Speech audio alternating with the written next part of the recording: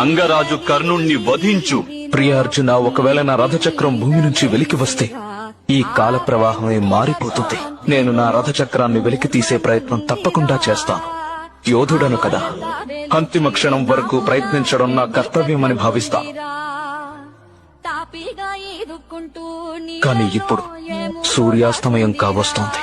సూర్య భగవానుడు కనుమరుగవుతాడు. అలా జరగక ముందే నీవు నన్ను వధించి ఇప్పుడు నేను నా పితృదేవుల సన్నిధికి వెళదామనుకుంటున్నాను.